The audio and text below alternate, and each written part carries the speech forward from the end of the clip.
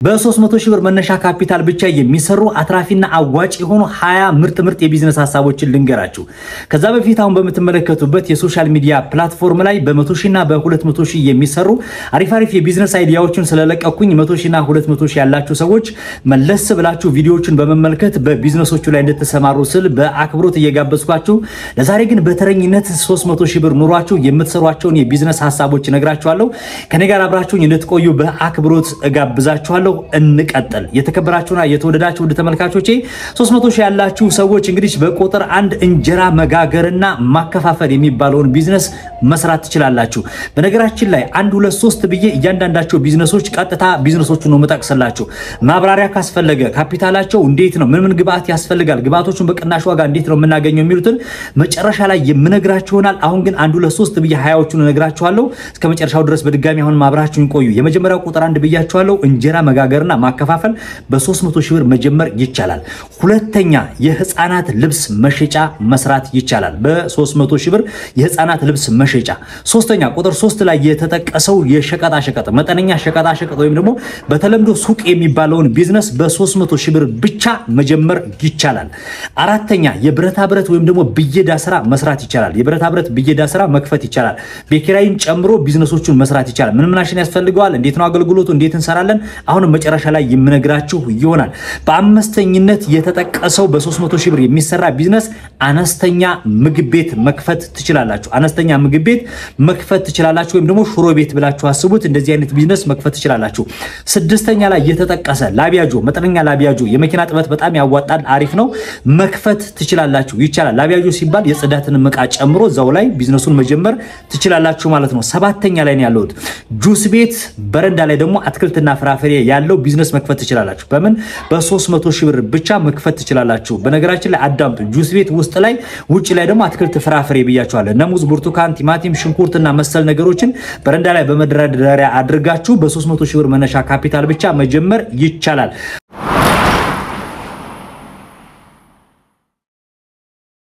ስድስተኛ ኮስሞቲክስ ቤት መክፈት ይቻላል። በምን በ300 ሺህ ብር ብቻ ኮስሞቲክስ ቤት መክፈት ይቻላል። ዘጠነኛ ላይ ደርሻለሁ። ጸጉር ቤት መክፈት ይቻላል። የወንዶች ጸጉር ቤት መክፈት ይቻላል። በምን በ300 ሺህ ብር ብቻ የወንዶች ጸጉር ቤት መክፈት ይቻላል። ወንበር ቶንዶስና እንደዚህ ነገሮችን ይዛችሁ ገዝታችሁ መክፈት ይቻላል። አንድ ወንበር ነው ወይ ሁለት ወንበር ነው እንዴት ነው መስራት የምንችለው የተረጋገጠ ማስረጃ ቪዲዮ መጨረሻ ላይ ነግራችኋለሁ። አብራችሁን ቆያው ነው። እሺ 10ኛ ላይ ደርሻለሁ። ስቴሽነሪ መክፈት ይቻላል። ስቴሽነሪ ቢዝነስ ታውቁታላችሁ ብዬ አስባለሁ። አሁንም በ300 ሺህ ብር የስቴሽነሪ ቢዝነስ መክፈት ይቻላል። 11ኛ ላይ ደርሻለሁ። ኮፊ ሃውስ ወይም ደግሞ በተለምዶ የቡና ስራ የሚባለው መካከለኛ ወይም ደግሞ ጽድት ያለ አሪፍ ተብሎ እንደመጠኑ እንዳቀማችሁ ዲኮር አድርጋችሁ የኮፊ ሃውስ መክፈት ይቻላል። ይቻላል ወይ? አዎ ይቻላል። መጨረሻ ነግራችኋለሁ። 12ኛ ላይ ደርሻለሁ። ሽሮ ቤት ወይም ደግሞ ምግብ ቤት ከጁስ ቤትም ጨምሮ አብሮ መስራት ይቻላል። ቡና ሽሮ ቤትን አብሮ አንድ ላይ አድርጎ መክፈት ይቻላል። ከቀድሞ ጋር ምግብ ቤት ነው ያልኳችሁ። እዚህ ጋር ደግሞ በአነስተኛ የሆነ ሽሮ ቤትና በረንዳ ላይ ቡና ያለው በ300 ሺህ ብር መጀመር ይቻላል። 13ኛ ላይ ደርሻለሁ። 13ኛ ላይ የፈርኒቸር ቤት መክፈት ትችላላችሁ። ቀደም እንዳልኳችሁ እንደ ብየዳ እንደ ብረታ ብረት ስራ አሁንም የፈርኒቸር ቤት መካከለኛ የሆነ ፈርኒቸር ቤት መክፈት ይቻላል። እንዴት ይቻላል? አሁንም ታገሱ፣ መጨረሻ ላይ የምመጣላችሁ ይሆናል። እሺ 14ኛ ላይ ደርሻለሁ። ዳቦ መጋገርና ማከፋፈል ይቻላል። ዳቦ መጋገርና ማከፋፈል ሲባል የውጭ ማሽን ሳይሆን የሀገር ውስጥ ማሽን ገዝቶ ዳቦ መጋገርና ማከፋፈል ይቻላል። በምን በ300 ሺህ ብር ብቻ መጨረሻ ላይ መጣበታለሁ። 15ኛ ላይ ደርሻለሁ። ሮቶ ማምረት የፋይበር ግላስ ሮቶ ማምረት ይቻላል። ከፍ ያለ ነው ሮቶ ቢዝነሱ ከፍ ያለ ነው፣ የታወቀ ነው። ሮቶ በ300 ሺህ ብር ብቻ መጀመር ይቻላል። 16ኛ ላይ ደርሻለሁ። በተለምዶ የወተት ቤት ተብሎ የሚታወቀው እርጎ፣ ቅቤ፣ እንቁላል እነዚህን መሰል ነገሮችን አይስክሬምን ጨምሮ በ300 ሺህ ብር መነሻ ካፒታል ብቻ ወተት ቤት ተብሎ የሚጠራውን የቢዝነስ ሐሳብ መጀመር ትችላላችሁ። በምን በ300 ሺህ ብር ብቻ መጀመር ይቻላል። 17ኛ ላይ ደርሻለሁ። ወንዶች ሆናችሁ ቦታ ያላችሁ ግቢ ያላችሁ ሰዎች ወይም ደግሞ አስፋልት ዳር ያላችሁ ሰዎች ካላችሁ በ300 ሺህ ብር የእንጨት ወይም ደግሞ አጣና ሽያጭን መሸጥ ትችላላችሁ። አጣና እንጨት አምጥታችሁ ወደ ቢዝነስ ውስጥ መግባት ትችላላችሁ። 18ኛ ላይ ደርሻለሁ። ከኔ ጋር ናችሁ ብዬ አስባለሁ። ኮሜንት ላይ ካንተ ጋር ነን እያላችሁ ጻፉልኝ። 18ኛ ኤሌክትሪክ ምጣድ ወይም ደግሞ ስቶቭ ተብሎ የሚታወቀውን ቢዝነስ መጀመር ይቻላል። ምን አልኳችሁ? ኤሌክትሪክ ምጣድና ስቶቭ ቤት መክፈት ይቻላል። 100% ነው ማረጋግጥላችሁ። እሺ 19ኛ ላይ ደርሻለሁ። የቤት ዕቃ ቤት መክፈት ይቻላል። የቤት ዕቃ እንግዲህ እነ ብረት ድስት ወይም ደግሞ ይሄ ባሊ ምናምን የምትሉት መዘፍዘፊያ መሰል ነገሮችን የቡና ረከቦት፣ ስኒ ምናምን መሸጫ፣ ብርጭቆ መሸጫዎችን በ300 ሺህ ብር መነሻ ካፒታል ብቻ የቤት ዕቃ መሸጫ መክፈት ይቻላል።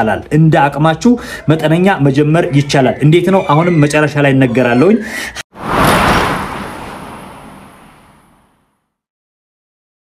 20ኛ መጨረሻ ላይ ፎቶ ቤት መጠነኛ የሆነ ፎቶ ቤት መክፈት ይቻላል። በምን? በ300 ሺህ ብር መነሻ ካፒታል የፎቶ ስቱዲዮ መክፈት ይቻላል። 20ዎቹም የተመረጡ የቢዝነስ ሐሳቦች እነዚህ ናቸው። በመጨረሻ ላይ ቁጥር 1 ማሳሰቢያ፣ ቁጥር 1 1 2 3 ብዬ ማሳሰቢያዎቹ ነግራችኋለሁ።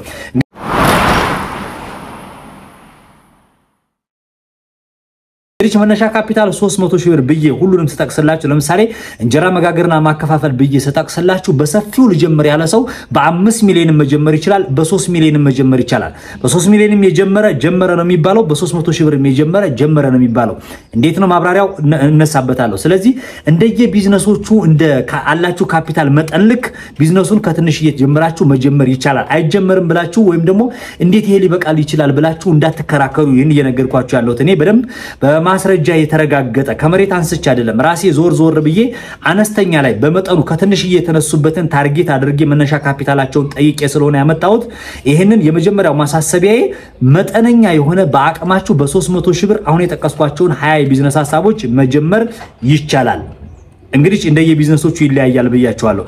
ሁለተኛ ከምንም በላይ ሎኬሽን የምትመርጡት ሎኬሽን ይወስናል። ከምንም በላይ ማለት ነው። ሎኬሽን አሪፍ ቦታ ላይ ህብረተሰቡ እንቅስቃሴ ያለበት ቦታ ላይ ካደረጋችሁት እጅግ በጣም አዋጪና አትራፊ ነው። በዚህ ቢዝነስ ላይ የከሰረ የለም። በዚህ ቢዝነስ ላይ ደግሞ ትቶት የወጣ ሰው የለም። የትም ቦታ ላይ ብትመለከቱ እንደዛ ነው ያለውና በህብረተሰቡ ዘንድ ደግሞ ተቀባይነት ያላቸው በህብረተሰቡ ዘንድ ተፈላጊነት ያላቸው የቢዝነስ ሐሳቦች መሆናቸውን ልነግራችሁ እፈልጋለሁኝ ማለት ነው።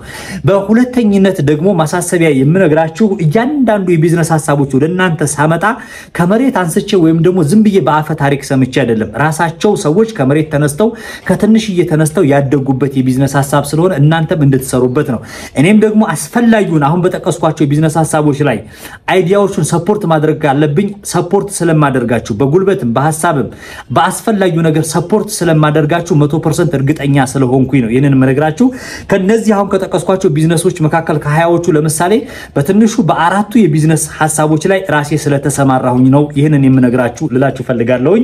ከዛ በተረፈ በመጨረሻ የምነግራችሁ ነገር እነዚህ አሁን የተቀስኳቸውን የቢዝነስ ሐሳቦች እንዴት ነው ልትሉ ትችላላችሁ። የት ነው የምናገኘው? እንዴት ነው ቢዝነስ አሰራሩ? እንዴት ነው የሚባለው ነገር እኔ እንደምታውቁኝ ሀብትሽ ይባላለሁኝ። የሥራ ሰው ነው የምባለው። 2 የዩቲዩብ ቻናሎች አሉኝ።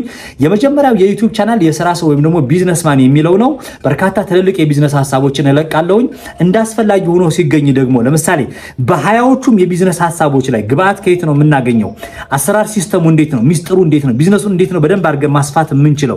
ለማን ነው የምናቀርበው? እንዴት ነው መሸጥ የምንችለው? የሚሉትን በደንብ ራሴ ከነ ካፒታል መጠኑ እያንዳንዳቸው ለምሳሌ እንጀራ ለመጋገር ምን ግብአት ያስፈልጋል? ምጣድ እንዴት ነው? የመብራት ጉዳይ እንዴት ነው? ሌላ ሰራተኛ ምን ያክል ያስፈልጋል? ሰራተኛ በምን ብር መቅጠር አለብን? የሚችሉትን በደንብ ዲቴል ስለ ቢዝነሱ በደንብ ማብራሪያ ስለምሰጥበት አሁን ከታች በማስቀምጥላችሁ ሊንክ ማለት ነው ከሀብትሽ ጋር በተሰኘው በሁለተኛው የዩቲዩብ ቻናሌ ላይ እዛ ላይ በደንብ ማብራሪያው ማግኘት ትችላላችሁ። በ20ዎቹም የቢዝነስ ሐሳቦች ላይ በነገራችን ላይ ካሁን በፊት ሰርቻለሁኝ በደንብ አድርጌ ስለ ጁስ ቤት ብትሉ ሰርቻለሁ፣ ስለ ላቢያጆ ሰርቻለሁ፣ ስለ ኮስሞቲክስ ሰርቻለሁ፣ ስለ ወንዶች ጸጉር ቤት ሰርቻለሁ፣ በደንብ ሰርቻለሁ። አሁንም ግን በሃይላይት መልኩ በ20ዎቹም የቢዝነስ ሐሳቦች ላይ በደንብ አብራርቼ ከነግብአቶቹ የት እንደሚገኙ እያንዳንዳቸው ቀዳዳዎቹን እነግራችኋለሁ። እንደናንተ የሚያስፈልገው ቅን መሆን፣ ደግ ማሰብ፣ ጥሩ ማሰብ ነው የሚጠበቅባችሁ። አሁን የምትመለከቱበትን የሶሻል ሚዲያ ፕላትፎርም ላይ ቻናሉን ሰብስክራይብ አድርጉ። ቲክቶክ ላይ ከሆነ ያላችሁት ደግሞ ፎሎ አድርጉ፣ ላይክ አድርጉ፣ ሼር አድርጋችሁት ኮሜንት ላይ ደግሞ የምትፈልጉትን ሐሳብ ነቀፌታም ይሁን ኔጌቲቭ የሚሆን ፖዚቲቭ የሆነ ነገር ማቅረብ ኮሜንት ላይ ማስቀመጥ ትችላላችሁ። የቻልኩትን ያክል መልስላችኋለሁ። ካልቻልኩ ደግሞ በቪዲዮ በሌላ ጊዜ መለስበታለሁ። ለሌላ ጊዜ ደግሞ በ400 ሺህ ብር የሚሰሩ የቢዝነስ ሐሳቦች እንቀጥላለን። በነገራችን ላይ 400 500 600 ሺህ ምናምን እያልን በሚሊዮን የሚሰሩ በርካታ የተጠኑ አትራፊ የሆኑ የቢዝነስ ሐሳቦችን በደንብ ከነማስረጃቸው ማረጋገጫ ባለው ሁኔታ ይዤላችሁ እመጣለሁኝ። እስካሁን ድረስ አብሬያችሁ የቆያችሁት ሀብትሽ ነኝ። እስከዛው ድረስ በሰላም ያገናኘን። እንግዲህ በያላችሁበት የዓለም ዳርቻ ሰላማችሁ ይብዛ።